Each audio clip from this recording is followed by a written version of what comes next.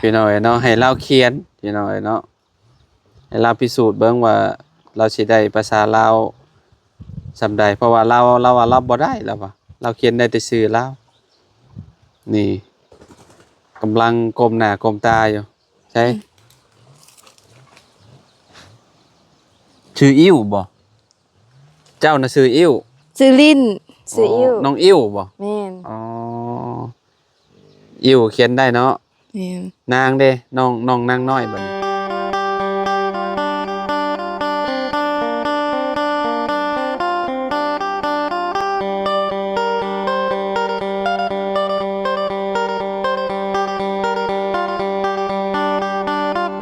กราบสบายดีสวัสดี FC เบิร์สสุขุสู่คนเนาะบ่ว่าสิอยู่ในและก็ต่างประเทศเด้อพี่น้องเด้อเนาะมาพบมาพ้อกันกับเฮาคือเก่าคือเดิมเนาะพี่น้อง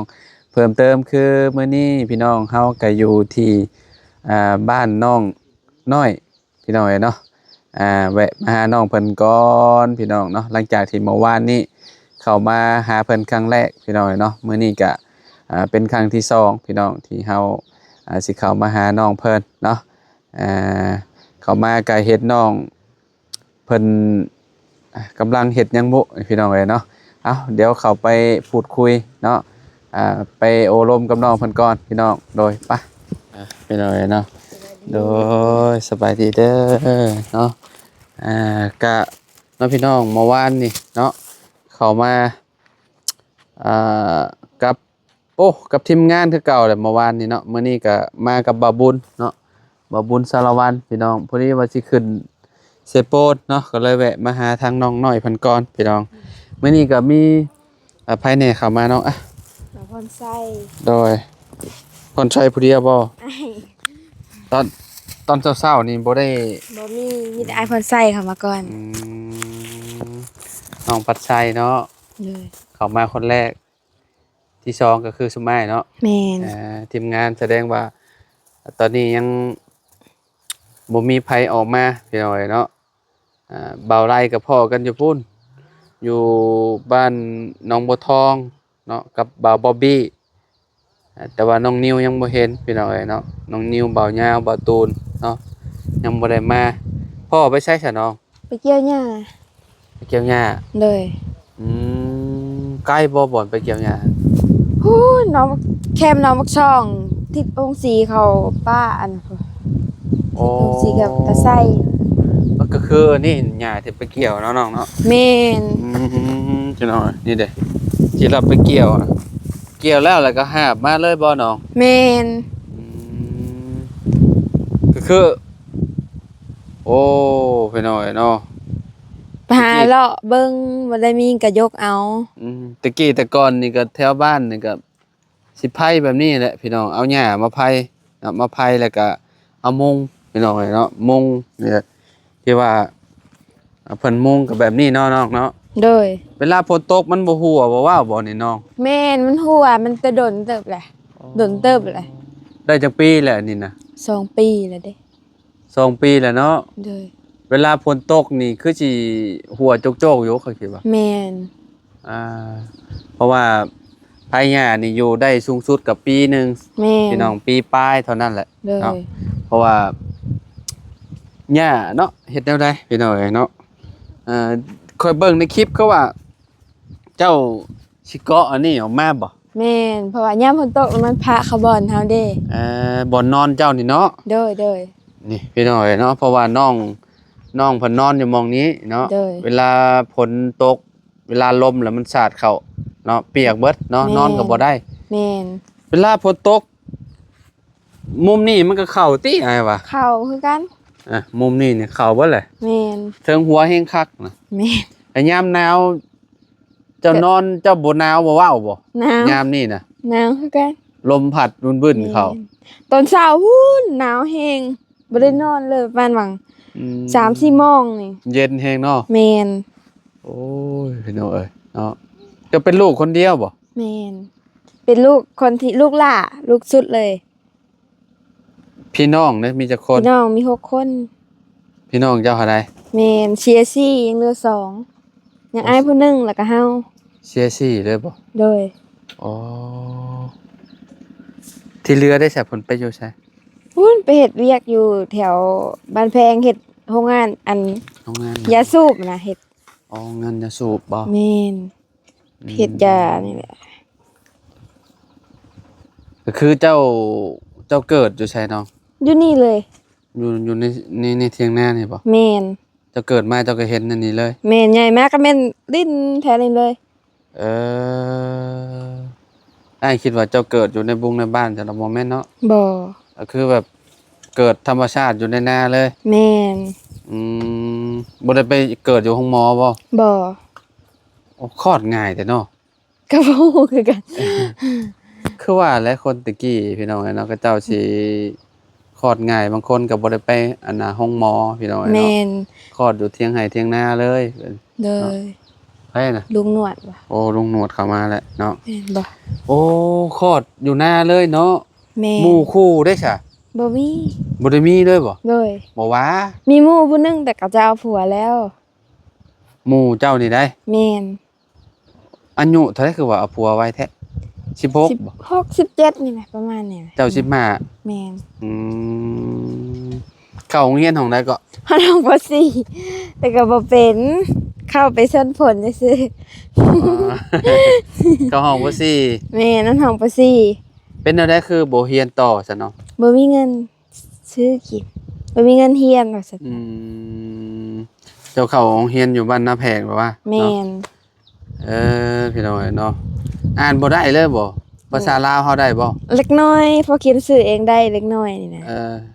ชื่อบ่าวลาวสตูดิโอเขียนได้บ่ บ่ พี่น้องโอ้มานั่งพี่น้องเนาะพากันตากแดดแหละพี่น้องเนาะเขียนได้แต่ชื่อตัวเองเนาะ แม่น นางน้อยสะกดแบบใด ยังน้อยอะ โดย เฮามีโทรศัพท์อย่าเว้าแบบ อืมเอาสะกดโลดเว้าตัวแรกนี่เขียนตัวหยังแรก ตัวอ๋อตัวว่านี่ ๆบ่ตอนตะบิดตะบอนางนี่เอาเขียนแบบใด ตัวน้อ ถูก เดี๋ยวโอ้ย แล้วมีสระหยังบัดนี้ เฮาเว้าบ่เป็น เอาเขียนนี่ เดี๋ยวเฮาขึ้นไปเอาโทรศัพท์เลยบ่ ฮะได้เอาเบิ่งซะพี่น้องเดี๋ยวให้น้องน้อยเพิ่นเขียนชื่อให้เบิ่งนํกันพี่น้องเจ้าจะเขียนเป็นภาษาไทยหรือภาษาลาวเจ้าจะเขียนนาง ลาว โอเคมาถ้าเบิ่งนํกันป .4 รุ่น น้องนางน้อยเพิ่นเรียนพี่น้องเนาะ เลย สิเป็นจังใดเนาะอ่านภาษาลาวสิเก่งซำใดหั่นน่ะลองเบิ่งพิสูจน์เบิ่งพี่น้องแต่ว่าไทยนี่บ่ได้บ่ได้บ่ คันลิ้นในโทรศัพท์ได้เขียนมาหาหมู่อีก เอาถ้าเบิ่งพี่น้องซะเนาะโดยพี่น้องเนาะให้เราเขียนพี่น้องเนาะให้เราพิสูจน์เบิ่งว่าเราสิได้ภาษาลาวซำใดเพราะว่าเราว่าเราบ่ได้แล้วว่าเราเขียนได้แต่ชื่อลาวนี่กำลังก้มหน้าก้มตาอยู่ใช่ชื่ออิ้วบ่เจ้าน่ะชื่ออิ้ว ซื้อลิ้นซื้ออิ่ว น้องอิ้วบ่ แม่น อ๋ออิ้วเขียนได้เนาะ แม่น นางเด้น้องนางน้อยบัดนี้ เขียนบ่ได้ น้องนางน้อยนี่บ่ได้บ่ เป็น บ่ บ่ เป็น บ่าวลาวสตูดิโอก็บ่ได้บ่ บ่ได้ ลุงหนวดเด้ บ่เป็น สบายดีเจ้า ลุงหนวด ลงมาแต่พระลานบ่ลุงโอ้คัก ไป ๆเมื่อบ้านบ่นี่ เมื่อบ้าน อืม อยู่งานนั้นได้งานจัดงานดองไง อ๋อโดย ดองให้ทั้งกันหลานชายทั้งเมีย อืมแล้วดองแล้วยังขึ้นไปไหมบ่ ก็ นึกว่า เที่ยวลงแบบ โดย ผ่านไปผ่านมาปกตินะ อ๋อแวะเวียนมาแถวนี้แน่เนาะไปพี่น้อง หลาย เนาะ ทางเลย เพราะว่า มีงานเดี๋ยวผู้ใหญ่เพิ่นใช้งานไปพุ่นเฮาก็ไปเห็น ช่วงนี้ก็งานกับแถวนั้นก็แล้วแม่นบ่ แล้ว อ่า จะเป็นงานแบบ โดย ผู้ใหญ่เพิ่นซอยเดี๋ยวเบื้องต้นนู่นนี่นั่นนั่นแหละเขาก็ไปเฮ็ด โดยเนาะจำก่อยก็มื้อนี้กับเดินทางคือกันเนาะ เป็นสปอร์ต สิขึ้นเชโปนบ่แหละเนาะพี่น้องเอ้ยพอดีพระอาจารย์เพิ่นมาแต่ไทยเด้ ทางบ่าวบุญสารวัตรเนาะตอนนี้ท่าเพิ่นอยู่เนาะบ่ฮู้ว่าเพิ่นสิเข้ามาหาน้องน้อยบ่หั่นน่ะเพราะว่าเพิ่นสิเข้าบ้านนาแพกเพิ่นว่าแต่สิไปหาครอบครัวได้แล้วเนาะพี่น้องเอ้ยแต่ว่า เพิ่นเนี่ยยังอยู่บ้านนี้ยังแหละผู้แถวบ้านท่ายิงห้างผู้ตอนแชทหากันแต่ว่าเพิ่นออกมาแล้วจักเพราะว่าเพิ่นสิวนไป สวรรค์พู เพิ่นสิวนไปบ้านรัก35แล้วไปบ้านอีหยังไผล้อมบ่ อ๋อ อ้อมพุ่นแล้วก็สิโค้งเลยนะ โอ้เผยเผยชอดพี่จะมันคำมับ แม่นคำแน่นอนลุงเอ้ยเนาะ ไกลเติบเลย ไกลเติบ พอไปเบียกเนาะมันก็ แม่น เขาได้จอดตรงไหนก็คือว่าคือเข้าไปนะ แม่น คือเขาได้เข้าไปก็เป็นชั่วโมง2 ชั่ว แม่ โมง นแม่นประมาณนั่นแหละลุงเอ้ยเนาะ กิน ของ ด้วยนี่ ของฝากคอยนี่แหละ ได้ ซื้อมาฝากเพิ่นเออ มารอบนี้เป็นว่าเป็นไอเนาะ เมื่อวาน แต่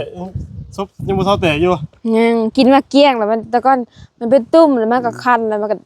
เบื่อขึ้น หลายคนก็หลายเปลี่ยนแพร่มาเกี่ยงเนาะ แม่น มันเป็น ยังดียามหนาวแล้วมันเนาะมันศพแตกเนาะ แม่ตอนนี้ยิ้มบ่ได้เนาะเยอะ มันต้องทาวัสลีน เนาะ จังอันนั้นพี่น้องมันช่วยได้หลายได้ แม่น แต่ว่า มันแบบนี้แล้วนี่เมื่อวานนี่แบบฮ้อนเมื่อวานนี่มื้อนี้พัดลบมื้อนี่ แม่น ลมแห้งได้มื้อนี้พี่น้อง ป เอ้ ก ย ติเนาะ แม่นแบบว่า คนบ่อยู่ดิแบบนี้น่ะเนาะแบบมันเป็นแบบใดนะพี่น้องเอ้ยเนาะ ช่วงนี้เป็นช่วงอากาศที่ แต่ปวนซะ ได้ เนาะ ควรนะครับคำว่าเกี่ยวกับทั้ง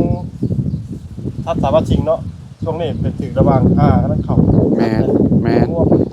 อยู่บ้านน้ำตายหลายโตเติบได้งัวควาย แม่นมันหนาวแฮงเด้บางทีอ่ะมันแบบเนาะอุณหภูมิมันอันนั้นเด้เนาะ แม่ เด้อ อันน่ะมันหนาวแฮงแบบสัตว์มันปรับบ่ทันเด้ ปั๊บคือเฮาเหมือนเนี่ยยังเถื่อนวอกกันดี อืม ๆตื่นมาซ้ำอ่ะอะไร เจ็บคอติแม่นน่ะลุงเอ้ย เออ อ่า แม่ก็ได้ เมื่อวานนี่คันคอยุบๆข่อยก็ได้เอ้ยว่ะ ต้องซื้อยาผมไปสาเลย แม่ต้องซื้อเอาคือแบบนี้แหละนี่ อันผัดลมวุ่นๆมาพี่น้อยเนาะ วานนี่นิ่งเนาะ แม่นเมื่อวานนี่นิ่งเมื่อวานนี่ นิ่ นะ งวันนี้ล้มนะ มื้อนี้น่ะลบมื้อนี้นะ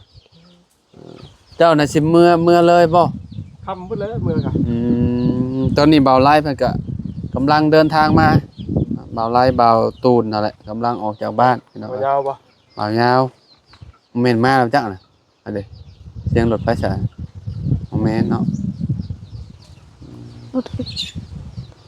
บ่ไล่บ่หลังเนาะบ่ดังตอนนี้ รถบาวบาวบอบบี้ โอ้ยนั่นแหละมาพร้อมกันนั่นแหละ พร้อมกัน แม่นออกพร้อมกันเด้เบาไล่กับน้องบ๊อบบี้น่ะเพราะว่ากินข้าวกินเพออยู่บ้านอันนั้น นี่บ่ น้องบัวทองเด้ผ่านเพอนั่นเด้ลูก เจ้าเขาจะมาฮอดนี่บ่ แม่นหาก็มาฮอดกินนี่เนาะน้องเนาะ ด้วย น้องพัดชัยเพิ่นก็ออกไปเจ้าเจอกับเจ้าอยู่แล้วว่า เจออยู่ เพราะว่าจุ่มข่อยในคิวซอง นะแม่น ซื้อยาดมมาไว้ เมื่อวานนี่เป็นได้เมื่อวานนี่ แม่เยอะหลายคนอยู่ ประมาณได้ละ10เนาะวันเนาะเพราะว่าทีมงานสาบุญอีหยังบุญบรรเฮาบ่เบาเอ็นเบาวันเบาเอ็นก็เข้ามาวัน แต่อันก่อนหน้านั้นก็มีอีกเนาะก่อนนั้นอันแบบบ่ฮู้ว่าไผนะรถจักร2คันบ่แต่เช้าๆบ่ แม่น ผู้หญิงหรือผู้ชาย น้องลืมเฮาจื้อ จือแต่เฉพาะพวก มาก่อน มาดุเอาแล้วเนาะ แม่นแม่น มาดูแบบว่าอาจจะคุ้นเคยได้ชื่อง่ายเนาะ แม่น แบบเฮาไปถ่ายเคสใหม่ๆเนี่ยบางทีเฮาก็ยัง อ่า ถ่ายที1 2เทื่อยังจำบ่ได้เลยเนาะ แม่นเฮาต้องมาแบบหลายรอบหั่นน่ะ แม่น แม่น คันตามนี่จัก3รอบไป3 4พุ่นแล้วจังสิได้จื้อกัน คือข่อยเมื่อวานนี่ก็รอบนึงนี่มื้อนี้รอบ2นี่พี่น้องเอ้ยเนาะรอบนึงนี่บ่จื้อเขาดอกรอบนึงนี่เนาะแม่นบ่น้องน้อย เด้อ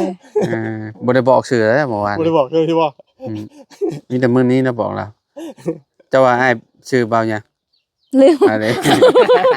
บอกมันลืมเลย เอ ที่ บ่จื้ออีกพี่น้องเอ้ยเนาะ เดี๋ยวเราไม่ได้บัตรเลย อืม จานลาวสตูดิโอหรือว่าเบาลาวเนี่ยเนาะ เด้อ บ่าวลาวสตูดิโอเนาะ เด้อ ในนามช่อง YouTube เนาะพี่น้องเอ้ย เพราะว่าหลายคนกับโอ้เนาะไผสิจื้อพี่น้องเอ้ยเนาะเดี๋ยว คือ ก็ เธอเขาอัน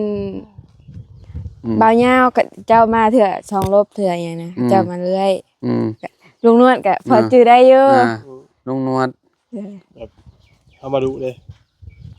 แม่นแหละ เพิ่นน้องเพิ่นก็ได้จื้อได้ อย่ามีไผอีก บ่ตูน บ่ตูนเนาะบ่ตูนก็ดุอยู่วะบ่ตูนเนาะ แม่ เข้ามาตลอดบ่าวยาวกับบ่าวนิ้ว ตูน นี่ บ่ไล่บ่ไงที่ยุ่มกันนี่4-5คนนี่ อืม มื้อหนึงบ่ต่ำกว่า3รอบแล้วเอ้าก ลับไปกลับมาอยู่เนาะ เลย บ่จื้อสิไปทางใด บ่จื้อสิไปทางใดเนาะ พูดดอกแจงนี่ไปไทยคิดนั่นเนาะ อ่า ไทยได้ก็ แล้วก็กลับมาอีกดิ กลับมาออกไปไทยกลับมาอีก อืม เมื่อสิ บ่จื้อกับคนแบบว่าบ่ความจำบ่ดีเท่านั้นแหละพี่น้องเอ้ยเนาะ เขาบ่จื้อกับ อืม กับรุ่นไปตู้6ปีพุ่นละ เออ แม่นแหละ พี่น้องเอ้ยเนาะอ้ายเนาะทางพ่อเรากับบ่ได้อยู่พี่น้องเอ้ยเนาะทาง ไปเกี่ยวหญ้า ว่าไงเนาะไปเกี่ยวหญ้าตลอดเลย ขอซื้อเพิ่นนะเพิ่นว่า บ่ขาย ขอซื้อเพิ่น จะสิไปปลูกอีหยังลุง กี่ขอสิมื้อกระต๊อบ โอ้ ทำหลายเงินวันนี้เราบ่ขายเราสิมาให้ เราอะ นี่ลงแล้ว เราอะสิก่อให้ลูกเราอยู่เราสิต่อเสียออกมาให้ลูกเราอยู่เนาะเวลาฝนตกพาลงเรากับนอนแทบสิบ่ได้พี่น้องเอ้ยเนาะ คนพระเนาะ อันนั้นก็ใบตองนั่นเราก็ไปหาเก็บแถวนี้แหล้วเนาะมาสา แม่ นะเนาะ นแม่น พี่น้อง ลุงบ่ ใบตองกุ้งน่ะใบตองกุ้งบ่ลุง แม่นไปต้องกุ้ง อืมบางคนน่ะเอาใบหยังใบชาติเนาะ ใบชาติใบจาน ใบชาติใบ ทุนแน่ อันใบจานพี่น้องเนาะเอามาอันนี้มาเนบใส่กันแล้วก็ใบเห็ด จานนี่ก็ อันนั้น เวลาใส่ผ้านี่ป้าโตยังกลัวใบกุ้งอีก มันทนได้ แม่ อ่า พวกใบจาน แล้วว่าเวลาอันนั้นไผมีต้นตาลหั่นน่ะแถวนี้คือสิหายากเขาว่าต้นตาลเนาะ บ่มี บ่ค่อยจังมีดอก แม่น แต่ว่าเขตเมืองจำพรน่ะหลาย สุดตาทางเข้ามาว่ากันหลายอยู่ กับมันกับพระธาตุโพนน่ะทางไปพระธาตุโพนเห็นปะต้นตาลป้าตู้พี่น้อยเนาะ กลับบ้านอันนี้บ้านนะทางเข้ามาบอกนี่ อืม ปลูกเป็นหน้าเป็นเลยการปลูกเองกันพ่อยแต่คนว่าไอ้นี่ แม่นโอ้ได้ราคาดีได้พระเจ้าเอากาบมันแบบกระเจ้าขายก็ได้ ถ้าใครมีต้นตาลหั่นน่ะ แม่น เอาปลูกไว้แบบขายอันกาบมันพี่น้อย จอดเป็นจอดพ่อยอย่างนี้ เพราะว่ากระเจ้าเวียดกระเจ้าเอาไปเฮ็ดการพลอยเด้แถวนี้คือสิบ่มีดอกแคมเนาะ แม่น แต่ว่ามีแต่อยู่เซโปนหมดแล้วเนาะนี่มีแต่อาศัยซื้อมาจากเซโปนอย่างเดียวแหละเห็นป่ะแต่เซโปนช่วงนี้ก็แคมหลายก็เจ้าเก็บตากให้ขายให้เวียดเฮ็ดไม่พลอยขายส่งต่อลาว ปลูกมันบ่ค่อยมักอยู่นะ แม่นมันมีแต่อยู่แถวภูเนาะ แม่ อืม ปลูกมันบ่ค่อยมีหรอกต้นใหญ่คิวยังตาย แม่นอยู่ลุงก็คือ แม่ไปใช้สาน้องคือบ่ แม่เมื่อดองมื้อนี้ว่านนี้มื้อหาคนมาเตรียมเครื่องอีห โอ้ ยัง ดอกทางง่ายจับ เออ มันน่ะไก่มันเห็นมันอันเขามันหมอเจ้าขึ้นไปยิงเขาเลย เฮ้ย ชะ อ่า โดนปลุกไว้เทื่อแล้วขาเลยขาด เป็นเอาเนาะทางลุงนวดกลับมาแต่พูดและพลานพูดพี่น้องมากับมาแวะน้องน้อยเพิ่นเนาะหรือว่าน้องอิ๋วเนาะน้องอิ๋วบ่ เลย ชื่ออิ๋วหรืออิ๋ว ได้เบิด อิ๋วและอายว่ามันจังโอเคเนาะ เลย ไผตั้งชื่อให้ชื่ออิ๋วนี่ หมู่ หมู่ แม่นอิงตามแต่กับเจ้าสิเอิ้น แต่ว่าน้องน้อยนี่พ่อแม่ตั้งให้บ่ แม่น อ๋อ อิงตามแต่หมู่สิเอิ้นสิหยัง ตอนเข้าโรงเรียนบ่ชื่ออิ๋ว แม่น มีชื่อลิ้นชื่อลีได้พี่น้องเนาะคะแนนว่าชื่อน่ะที่ว่าเฮาห้องกันตลอดน่ะชื่อจริงแทบสิบ่ได้ห้องเลยพี่น้องเนาะ แม่น ก็คือพ่อแม่ห้องแนวใดซะห้องน้อยนี่บ่หรือว่าจังได๋หรือว่าห้องอิ๋ว น้อย เวลาหมู่เจอเจ้าได้ซะเข้า อิ๋ว ห้องนั่นน่ะห้องอิ๋ว อิ้ว เนาะแต่อิ๋ว อิงตามแต่หมู่สิเอิ้นว่าสิซะ อืมตอนเข้าโรงเรียนรถเนาะได้เรียนแต่ป .4 ป .5 กับ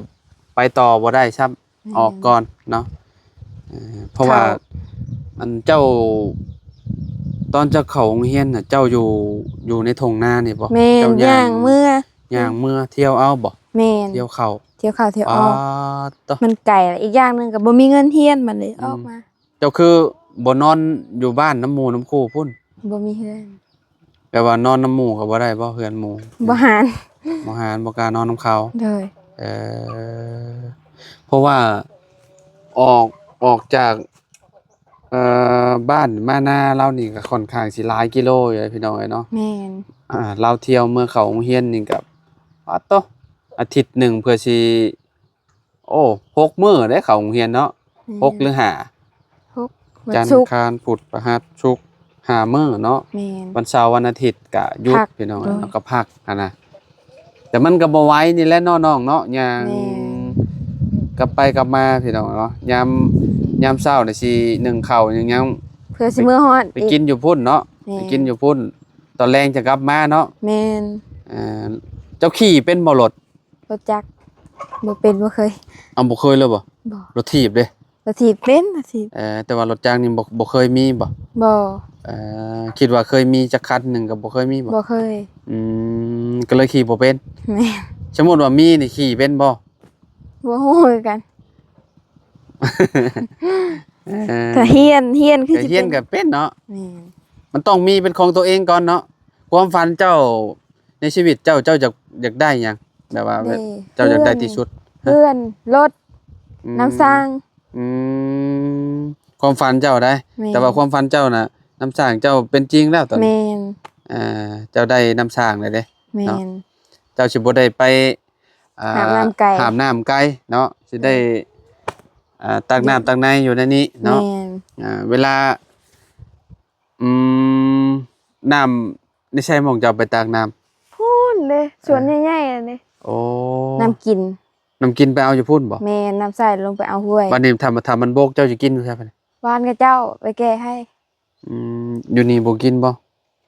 น้ำกอกตัวเอง น้ำถ้ามันหมดก็กินในนี้เลย จำเป็น มี ต้องกิ น้ำเลย ต้องกินอยู่นี่เนาะ แม่นมีน้ำเลยเด้ อืม แต่ก่อนกับวานกับเจ้าไปแก้ให้ โดยโอเคพี่น้องเอ้ยเนาะอ้าวจังได๋ก็สู้ๆต่อไปเด้อน้องเด้อเป็นกำลังใจให้ทางน้องน้อยเพิ่นพี่น้องเอ้ยเนาะ เลย ขอให้ความฝันน้องเพิ่นเป็นจริงพี่น้องเอ้ยเนาะทางเฮาก็นี่แหละได้เวียนมาเยี่ยมยามทำข่าวเพิ่นเนาะมาให้กำลังใจเพิ่นเนาะ เลย เมื่อวานนี่ก็เข้ามาพี่น้องเอ้ยเนาะมื้อนี้ก็เข้ามาเนาะก่อนสิเดินทางไปเซโปนจะได้กระสู่เด้อน้องเด้อ เล เนาะ ยเลย เอาสบายดีเด้อ สวัสดี เออ พี่น้องเอ้ยเนาะเอามาเข้าไม้หน่อยเด้อน้องหลาเด้อ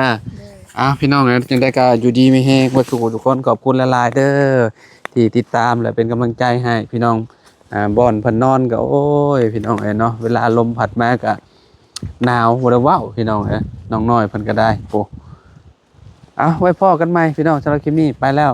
สบายดีเด้อพี่น้องพ้อกันคลิปหน้าเนาะสบายดี